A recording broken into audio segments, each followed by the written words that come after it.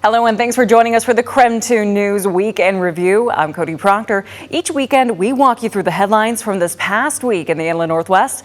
Let's get started with one of the biggest news stories of the past few days.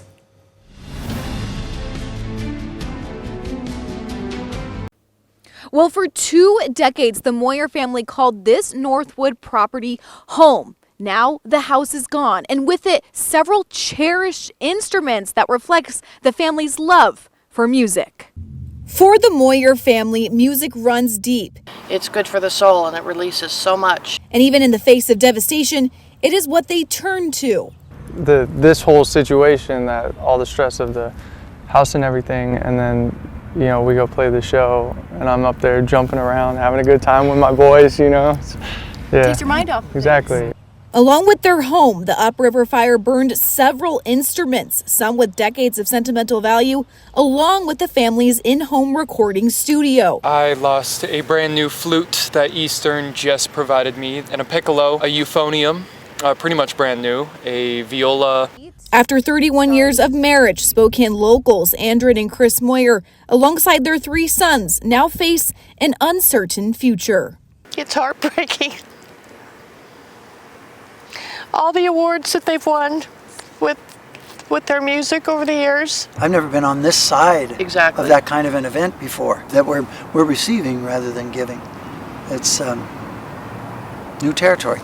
But despite the aftermath of the Upriver Fire, they tell me their music, church, and the Beacon Hill communities continue to rally around them. I guess it's just each other, I mean, we still got all our people, so yeah.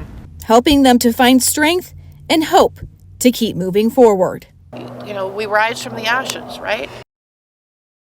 Now, I am told there is going to be a benefit concert in honor of the Moyer family this Saturday at 6 p.m. at Hamilton Studio. The suggested donation is $20, and there'll be several performances in honor of the Moyer family. For now, I'm reporting in Spokane County. Regan Gallo, KREM 2 News. Today, Clay Hilton took the stand to testify. He's charged with second-degree assault after prosecutors say he beat Kevin Hinton during an arrest. Hilton testified that his use of force was to both gain compliance and protect his own safety. Law enforcement officers are trained, and we have to win altercations, because if you lose, it could be your last fight. It could cost you your life. In court today, Hilton admitted to using the wrong charging code in his report after the arrest.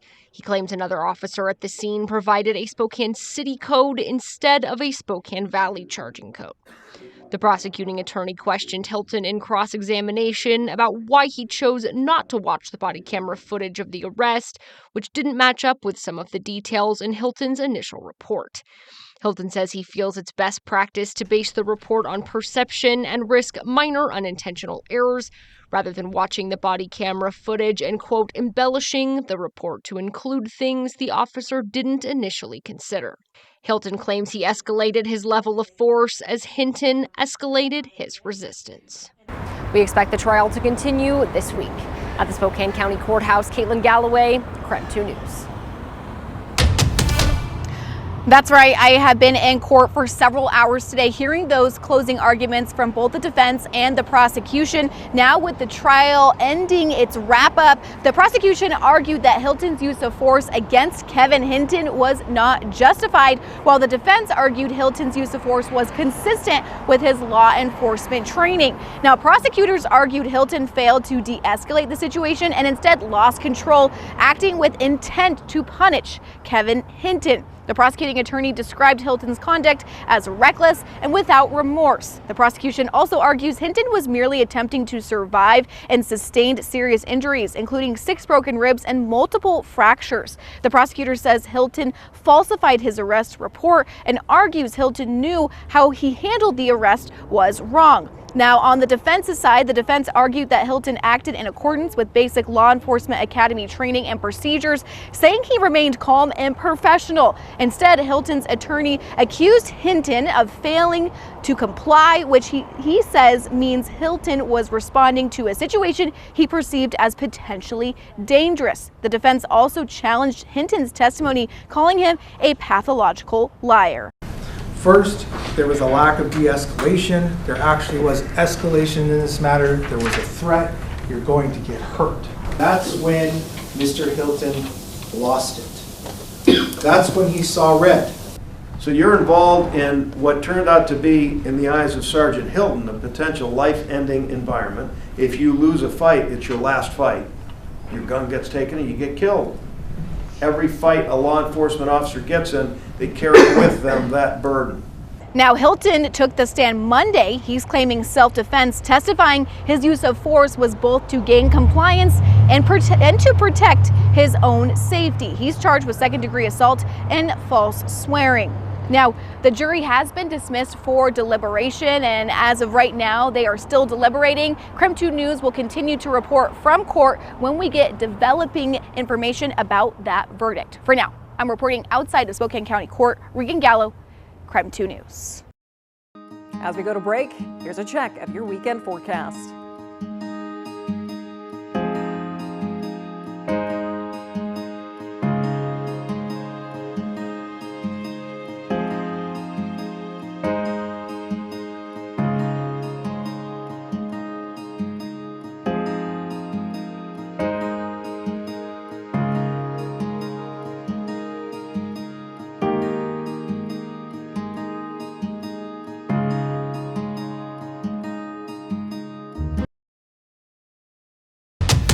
Welcome back to the KREM 2 News Weekend Review. It's been a busy week across the Inland Northwest, and we want to help catch you up on some stories you might have missed.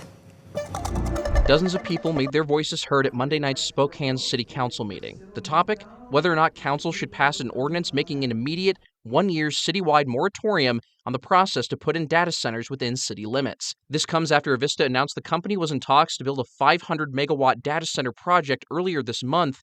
Avista has since paused negotiations about the center, citing community concern as the reason. Many who spoke during Monday's meeting cautioned its impact to the environment. Spokane Riverkeeper reports large data centers needing significant water demands through cooling systems designed to prevent servers from overheating.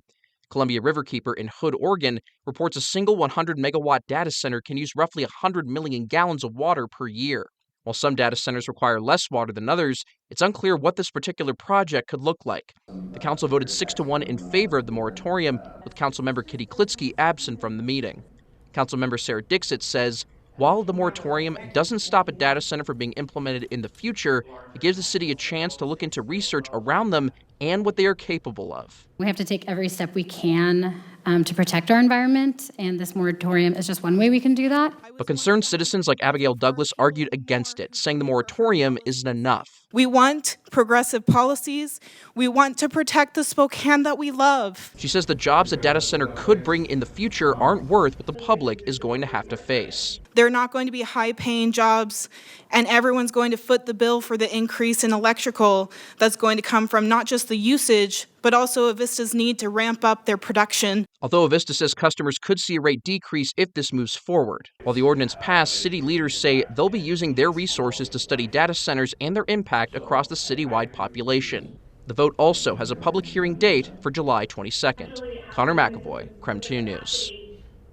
The Washington Attorney General's office is urging state regulators to reject most of Avista's proposed rate increases. Attorney General Nick Brown says the company's 4-year proposal would raise rates by more than $700 million. Over $600 million of that is unnecessary. It is not necessary to match the true costs that Avista is facing. Brown says his office filed opposition with the Washington Utilities and Transportation Commission this week through its Public Counsel Division, which represents utility customers. According to Brown, the proposal includes expenses that shouldn't be placed on Washington ratepayers. They've proposed a substantial increase to the amount of money that is going to their shareholders, so a 10% dividend increase to their shareholders, hundreds of millions of dollars. They've also proposed that some of that money go towards paying their CEO, paying some of their marketing expenses and their lobbying expenses. Brown also argues some of the requested money would help fund projects outside Washington, including infrastructure serving a golf community in Idaho. KREM 2 reached out to Avista for comment. The company said in part, "We filed a general rate case to recover costs related to power generation and supply, infrastructure upgrades, wildfire safety and prevention, technology improvements, regional growth and reliability, and clean energy compliance. Our proposal allows us to provide safe, reliable electric and natural gas service for customers every day. Brown says his office is not opposing every increase requested by Avista, only those he says are unnecessary. We need to use every tool that we have to make sure that these increases are only what is truly necessary and is not going to fund things like dividend payments to shareholders or CEO pay or projects that have nothing to do with Washington State. The Utilities and Transportation Commission will ultimately decide whether Avista's proposed rates are approved, modified, or rejected. Connor McAvoy, KREM 2 News.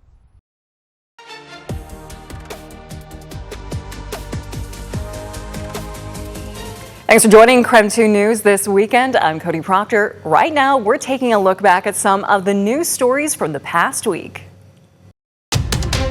His name is William Lee Falconer. He's 21 years old and lives with his grandmother in Belfair. Investigators say he's now at the center of a case they describe as an attempt to overthrow the U.S. government. Prosecutors say it was all supposed to play out at that UFC event held on the White House grounds, part of a celebration for President Donald Trump's 80th birthday. Investigators were able to connect him to the alleged plot through a series of online messages, social media accounts, and other digital evidence. He's been charged in federal court with conspiracy to commit murder. The FBI says Falconer was part of a group that discussed an online plan targeting billionaires as well as members of Congress. The plan called for drones carrying explosives to force an evacuation, followed by armed attackers targeting people as they fled, including so-called, quote, high-value targets. Investigators say snipers were also part of that plan, and the plan was stopped after one suspect's mother in Ohio alerted the FBI about what was going on. Falconer's role was tied in part to his reported knowledge of drones and explosives. It's one thing to say that I'm talking online and I know a guy and I have connections. It's another thing to actually have the connections and put in motion the production of drones. If it wasn't for the intervention of law enforcement, I do believe they could have carried out maybe not the plans that they had ultimately hoped to achieve, but certainly they could have caused a mass casualty event at the White House. At this point, we don't know much about Falconer's background or how he allegedly developed any expertise with drones. The FBI says once they made the connection that a man in Washington state may be linked to the plot, they moved quickly to arrest Falconer. He was taken into custody Friday morning, just hours before the FIFA World Cup match here in Seattle. Falconer pleaded with the judge for his release, saying he needed to be home to care for his grandmother, but that request was denied. He'll remain in custody and could spend the rest of his life in prison if convicted. Reporting in the King 5 studio, Savannah Welch, King 5 News. Oh, it's the worst panic in the world. That's how Mary Hedman describes the feeling she gets when any of her dogs get loose and go on the run. Because her dogs aren't just like family, they are her family. Teddy is a delightful dog. Same story for Dana Headpole. Teddy doesn't like to leave her side for even a minute. He's my boy, yep. And this little guy, Breezy, has no idea that he's not a human. Making sure that dogs can reunite with their families after getting lost is what inspired these boxes at 4 area parks within Spokane County. They are community microchip stands put up by the nonprofit Short-Term After Hours Rescue, known as STAR. It actually takes the burden off of the pet emergency and the animal emergency clinic at night. Executive Director Tandy Brayson Foster says the project was the brainchild of a STAR team member. They read about a pilot program going on back east and came up with a plan to put the stations here locally. Super simple. You just turn that on like this. We asked Brayson Foster to show us how it works on my dog Ginger. Wave the scanner across the pet. Take a picture with your phone because it doesn't stay on there forever. Once you have the number, you can call STAR Dispatch and they can help track down the families. They have no way to measure yet how many people are using the machines, but they know lost pets after hours is definitely a problem. We're getting a few calls a night, probably 2 or 3 calls a night to our dispatch about found pets. The stands are low cost with a big reward when they work, about $250 to install. The group hopes to grow the number. But they said the most valuable piece of the puzzle is letting people know they are here and easy to use if they do find a dog. He's coming. Because when you find a dog, there's a good chance that there's someone somewhere, desperately looking.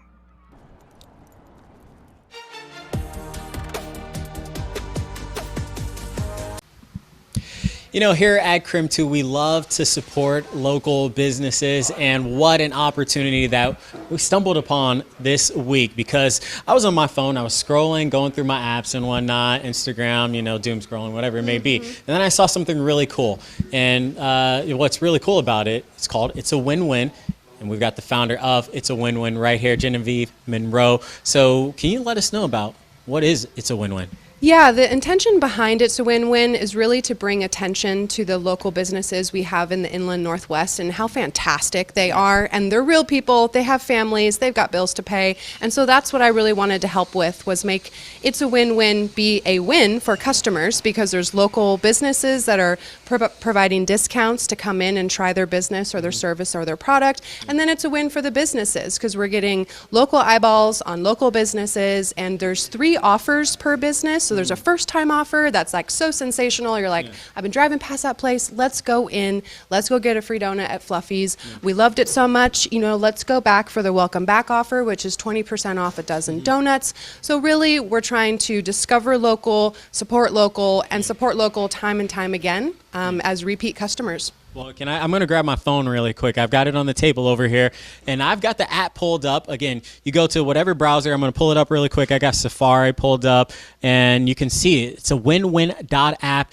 You find so many, I mean, you literally can plan your day around this. And then also, we got one of the local business owners in here as well. Taylor, I hope I'm not interrupting anything too much really quick, but you're included. I mean, the donuts is what caught my attention. So what is it like being partnered up with It's a Win-Win? It's been a wonderful experience for me. Genevieve's been great to work with. Very straightforward process, so I would recommend it to anybody. And I'll tell you what, this guy might be one of the most popular people in Spokane. If you've ever seen his Facebook page, does great work, and of course, great donuts as well. So how does that make you feel working and, you know, being a part of this community? It's honestly been amazing. The community's always been very supportive.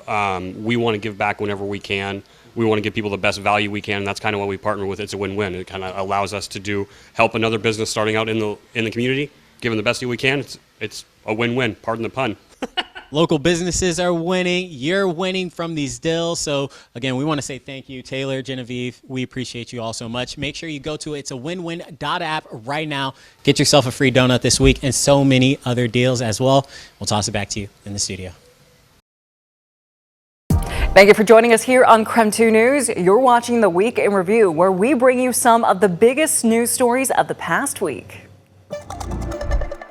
Well, this is a new exhibit here at the MAC that you just got to come and check out for yourself. There's so many beautiful things. I mean, so many historic things to lay eyes on, and we're hanging out with Wes Jessup right now, Executive Director here at the MAC. Wes, first and foremost, how are you feeling?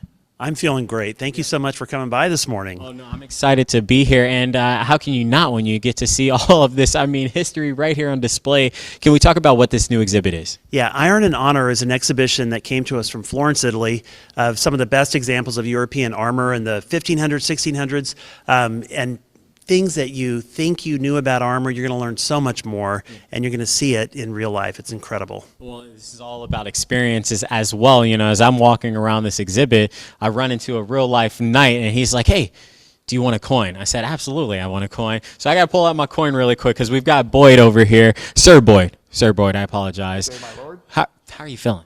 I am feeling smashing.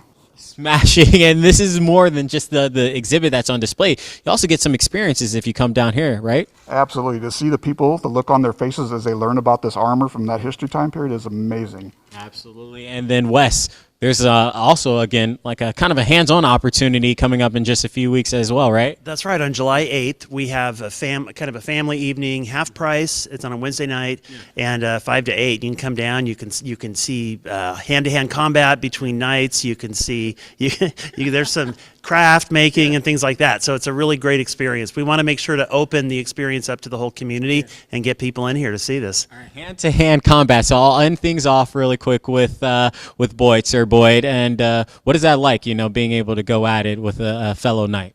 It's actually an experience. Yeah. It's very tiring, so definitely work out before you get involved. You heard that, right? So we want to say thank you both. We appreciate you just for taking the time to speak with us.